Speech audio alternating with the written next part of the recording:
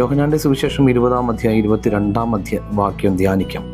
ഇത് പറഞ്ഞിട്ട് അവരുടെ മേൽ നിശ്വസിച്ചുകൊണ്ട് അവരോട് അരുളി ചെയ്തു, നിങ്ങൾ പരിശുദ്ധാത്മാവിനെ സ്വീകരിക്കുവിൻ.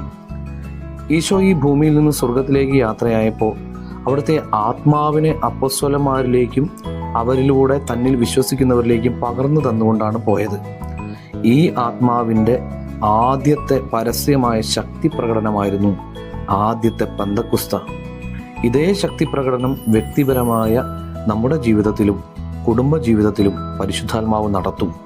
പ്രാർത്ഥനയിൽ യേശു ക്രിസ്തുവിനോട് ഒന്നു ചേർന്നിരിക്കണമെന്ന് മാത്രം. കർത്താവേ, ഞങ്ങളുടെ ഓരോരുത്തരുടെയും ജീവിതത്തിലേക്ക് ഇന്ന് ഒരു പെന്തക്കോസ്ത അനുഭവം തരണമേ എന്ന് പ്രാർത്ഥിക്കുന്നു. എല്ലാവർക്കും നല്ലൊരു ഞായറാഴ്ച ആശംസിക്കുന്നു. നമ്മുടെ കർത്താവ് ഈശോ മിശിഹായുടെ കൃപയും പിതാവായ ദൈവത്തിൻ്റെ സ്നേഹവും പരിശുദ്ധാത്മാവിൻ്റെ സഹവാസം ഉണ്ടാകട്ടെ ഇപ്പോഴും എപ്പോഴും എന്നേക്കും. ആമേൻ.